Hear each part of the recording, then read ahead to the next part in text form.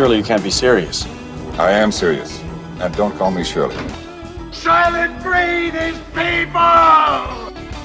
One morning, I shot an elephant in my pajamas. How he got in my pajamas, I don't know. They call me Mr. Tibbs. E.T. phone home. It is the Al Travis Show, but I'll tell you what, the next guest, the busiest man who is not in the business of the media, Jack Zimmerman. Good golly, my friend, you were out there doing stuff all the flipping time. I bore myself with my own life watching you. It's sad. I'm just very fortunate that I'm lucky to go out there and have a story worth sharing with somebody, and that somebody wants to hear my story, and to have that opportunity to go out there and share it. I'll go anywhere and everywhere I can to do that. Well, just so folks know what I'm talking about, if you're not following him on Jack Zimmerman on Facebook, you're probably wrong, going to be honest with you. But you were up in Vancouver this weekend, right? Or this last week? Yeah. Last week I missed the show. I was flying up to Vancouver Island, actually. One of the most unique places I've ever been. It's further north than we are, down here in southern Minnesota, and when we got up there, Al, the grass was so green. It was tall. The dandelions have already bloomed out, Oh. It was crazy. I guess they don't get a lot of snow down there because of they're so close to the ocean. It stays a little bit warmer down there, so they don't get the snow, and then it almost gets tropical in the summer. Really unique place, and we made our way up around Victoria. We drove an hour north and got up by near Duncan in Maple Bay up there. And Jim Shockey has a museum up there, and it's called the Hand of Man Museum. And everything in the museum was made by the hand of somebody, and from all over the world. And it's things that he's collected from, spearheads all the way up to, the tools that they use in Africa and things like that, And Jim Shockey is who, Jack? For folks who don't know Jim Shockey. Yeah, for anybody who doesn't know Jim Shockey is the most legendary explorer, hunter of our generation. He's hunted in places that nobody else has. He goes to the most exotic, dangerous places, and he's hunted all over the globe. And he hosts a show called Shock Therapy, and he invited me to come up there and share my story on his show, and that's going to air in about a month. And I share my story about being wounded in Afghanistan and everything, getting back out in the outdoors and everything I learned going through it, pretty much everything that's in my new book, Beyond 5 Minutes. How, just logistically, because I'm following line, you're literally out in the woods with this cat. Honest, Jack, is probably not my subject, but showing off big trees. Okay, there are tree people in the world. I get it. And there was a huge tree. But how are you getting around out there? I mean, do you take your track chair when you fly up there? No, a lot of times I'm just off-roading it in my Segway, just trying to get wherever I can. And we got to a spot, we're working our way down to this lake, down this trail or whatever, working our way down to this lake. And you really wouldn't believe how big these trees are. You're driving down the road and you see they're big trees, but once you get up to them, you realize they're like, man, these things are like 15 foot around, they're just massive trees. But like I would get down by the water and, on our way down there, we have to cross a creek or whatever. My buddy Ross, we found like a stump or a chair or whatever. He snatched me up out of my chair, carried me across the creek, set me down the other side, go back, grab my chair, carry it across, and we continue down the trail, I love that. So you were there for what? Why did you go out? Not that it's not cool. Don't get me wrong. Were you just there visiting? No, I was there to film the show with Jim Shockey. I was actually filming his new show, Shock Therapy. He brings people on, and I discuss my hunt in Africa, a hunt up in Michigan, and then a little bit about New Zealand. But it's just more or less about all the lessons that I've learned through getting back in the outdoors and how it's provided healing for me, and what other people can get out of it, and how do we inspire the next generation and make sure that everybody has somewhere to get in the outdoors. So I'm just super lucky to have the opportunity to go up there with him. Well, that guy, everybody knows him, and you're talking hunting with a hunter. I mean, that's got to be good content. But I presume that opens up a whole nother group of folks that haven't heard about Jack Zimmerman or his books. Did you sell a book or two? I presume you're promoting it. Yeah, it'll be out. In a month or so. The show is actually going to air. So, I'm expecting a large, excitement about it. I should, a whole new audience will be opened up to me through this avenue, and it's pretty exciting. Well, and for folks who don't know, Jack, war hero here for us on this program and for all of America, but it's his second book, Beyond 5 Minutes, Lessons from a Wounded Warrior's Life Outdoors. If you, someone in your family, is an outdoorsman, someone who can appreciate what Jack means when he says, that's my thing, I've got to get out and do this, it's what makes me whole, this book is for them, right? I mean, this is the book to give them. I mean, even if you're not a person that's ever hunted before, you can pick up this book and get something out of it, And I'm super lucky. Cody Johnson, the country music singer, he's the one that wrote the foreword for me, and he wrote some. It's pretty cool, pretty interesting from his perspective, and I think it's pretty unique too that at the end of each chapter, I got a little testimonial from people that were on those hunts with me or were impactful in my life and the thing that I'm talking about, and I included them in my story, and you can go in there and see all the things that everybody else had said about it. I love that. I love that a ton. Now, where are you off to? Are you off anywhere this week? Are you taking a week off? What are you doing? Where's Adventures of Jack Zimmerman? We never stop. I got back from Vancouver Island, and I jumped in the truck, and I took my son out to Sioux Falls, and we had the spring jam out there, basketball tournament this weekend. And I got back late last night, and I'm headed off this morning to Tower, Minnesota. I'm going up there. I speak in the morning tomorrow. So I'm going to make my way up, have a few meetings in the cities today, and we'll be speaking tomorrow morning to the Department of Transportation. Not we're going to talk too much about your kids because kids are off limits, but your kid looks freakishly tall. What grade is he in? The picture's on your page. Sixth grader. Yeah, he's a sixth grader right now. Yeah, he's like, I don't know, 5'8", 5'10", somewhere in there. And I was a tall kid too. Heck, I ended up being 6'3", so he'll be a tall kid. Is basketball his game of choice? He looks like he's having a great time. He loves basketball. That's definitely his favorite sport to play, but I would say he's a better football player. Oh, well, at his age and that big, the kid's dominating for sure. So basketball, do you get the opportunity to watch? Are you watching the NBA Finals at all? Do you able to keep up? I mean, you're on the road all the time. This is when I dial into the NBA. Is this time of year? Love it. It's been really fun to watch the T-Wolves come alive. I know we hacked on them a lot over the course of the year, but to see them come out and play these guys. I know LeBron's in year 20 something. Yeah, 22.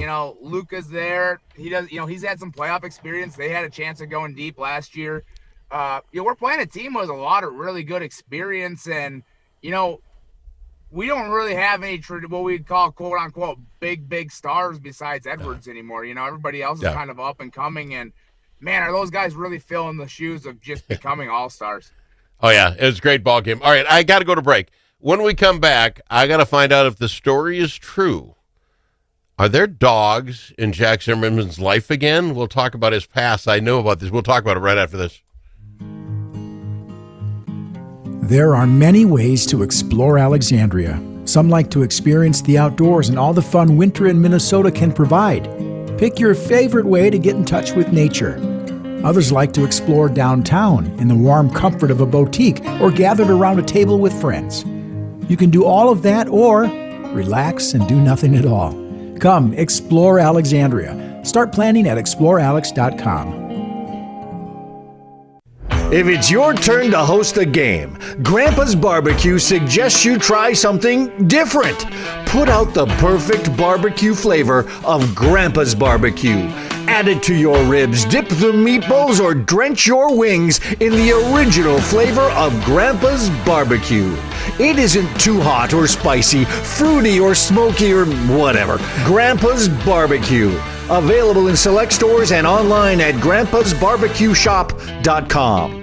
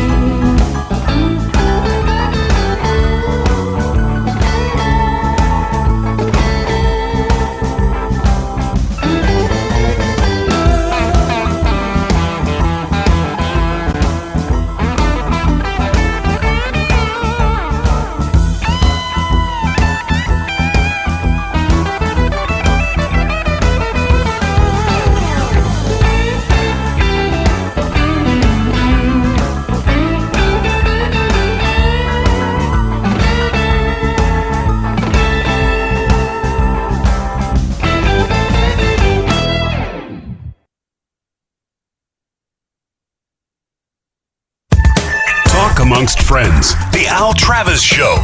Nothing but talk. A long-held secret about Jack Zimmerman that I think you just get doing so much stuff you forget about it. What was the name of that dog? When I first met you, you were training a dog, and this thing won like the Super Duper National Championship Dog Show of all-time dog. What was his name? Moose. He's 10 Moose. now. He's 10? Wow. Yeah. I've known you that long. All right. So you did this thing with Moose. Now, you are much fresher out of the war and all this that you're going on. You've written books since. He was quite a bit of a help for you, was he not? I mean, just getting outside again and being in charge and that sort of thing. Yeah, I mean, after getting out of the military, it was that military was a place that I want to spend the rest of my life. I loved it there. I loved the structure. I loved getting up every morning and going to training and getting better at something. And after getting wounded in Afghanistan and not being able to continue to serve, coming back to Minnesota here, I started hunting, and I was like, man, I need a dog because I can't go out there and pick these birds up in the water anymore, And I always enjoyed the dog training stuff, and I ended up getting a dog, and Moose came along, and I started training him, and next thing you know, we and him were the first team to ever qualify for a senior level hunting title out of a wheelchair, and he can go get beers out of the fridge, and he traveled all over the country with me for a long time, and it's just too hard for him now to even just sit in the truck all day. So let me ask you this. Did you train dogs as a kid? Where did you learn to train dogs? I'm thinking if you got this experience, that might be your next book. How'd you figure out to train I wrote Moose? a little bit about it in my new book here, Beyond 5 Minutes. But just getting back out there and training, that was really the first time I ever really trained. I trained a few dogs myself, just screwing around in the backyard or whatever. But I used to watch Chris Smith, from Madison Lake. He was a big-time field trial guy. And I remember as a kid sitting on the hill and watching him train these big-time field trial dogs. And I became obsessed with it. And I knew someday I was going to have a dog like that. And the time just all lined up. And Chris was going through his own battle himself. He had just finished up a battle with throat cancer and is kind of out of the dog game at the time. And when I got the dog, it kind of got him back into training and getting his own dogs again and training some other people's dogs. And it was just really a really cool experience. And I remember getting my first junior hunting title, and the lady from the Kennel Club newspaper there was interviewing us, and from the throat cancer, Chris had lost all of his teeth, and I don't have any legs. And the lady comes over and says, "What's your kennel name?" And I said, "No legs, no teeth, no problem." And we stuck with that ever since. And we like to go out and have fun and just train dogs and laugh with it. And it's just so enjoyable, and it's you get something out of it immediately. It's immediate, instant gratification. And that's fantastic. So formal dog training. I guess I would look at it. I don't know that I would have any clue how to train a dog.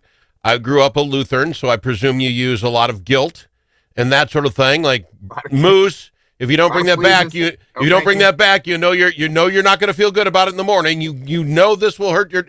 Don't make me tell your dad, Moose. Stuff like that. That's how you train. I mean, I presume a good dog. Yeah, most of the time. And then a little bit, every once in a while, you got to get a little Irish on them. You know what I mean? But for the most part, come on back and we'll have a Guinness. It's all a game. Oh, that's funny. But the reason I bring that up, and I don't know if this is true or not, but I saw something about you with Rufflin Performance Kennels. There's another one. You shouldn't put this stuff online because I'll ask you about it. You're pointed at it. No, it's great. Okay, well, what does this mean? Are you back in the dog business, or is this just you're working with them somehow? We're going to train some dogs this summer for a nonprofit down in Texas called Ranching for Heroes. We're back in the dog game. And we're gonna train 2 dogs, me and my son, this summer. And Ruffland and that company out there is just an incredible company. And they asked me if I wanted to come on board, and I said absolutely. And now I'm gonna start representing Ruffland Performance Kennels. And stay tuned. There'll be a promo code coming soon. So if you're looking to get a new kennel, go follow my social medias, and we'll get you a promo code. And Al, I'm really pulling hard for a 50% off promo code, considering I'm 50% off. So I don't know if that'll ever come or not. I'm gonna try to talk him into it though. So stay tuned. I love 50% off. Let me ask you, what does that mean? Can I get through this Rufflin? I call them and I say I want a dog, and then they get it all trained up, and then you get a trained dog, and then is that what we're talking about? No, Rufflin Performance Kennels is actually just a kennel company. So if you're looking for a new dog kennel, they have okay. awesome accessories as well as like dog bowls and watering water bowls and things like that. Okay. That, you can flip on its back and then it won't spill. And they just have some really cool innovative products and everything will last forever. That's the coolest part about it. It just lasts forever. And if you're going to spend all this money on a dog and you love your dog this much and you're going to go down the road with it, put it in a kennel that if something happens, it'll actually protect the dog, Well, I love that. Okay, yeah, we'll have to talk more about this as we go along. But on that line, does Jack look into getting into the training for business? Well, I would like a well-trained dog. No, that's fun. Okay, I'd like a well-trained dog. It doesn't have to be a world champion, but the Lutheran guilt isn't working on him. My dog Duke is not working well at all. All right, we've got to fly. I appreciate it. What do you got going on this week now? Where are you heading? Yeah, we're heading to Tower, Minnesota this morning. We're gonna go speak, and then we got to get some stuff done around the house for spring here. Right. So that's number 2. So you're doing a speech. That's what I wanted to get to. We're probably way too late now because graduations are, I presume, planned. But the folks that are planning graduations now, those superintendents, would they not want to get a hold of you now for next year, get it locked in? Because I'll tell you, there's no better motivational speaker, a guy who's been through it all, the man who wrote 5 minutes, 300 seconds that changed my life. Is now the time to book for next year, I presume?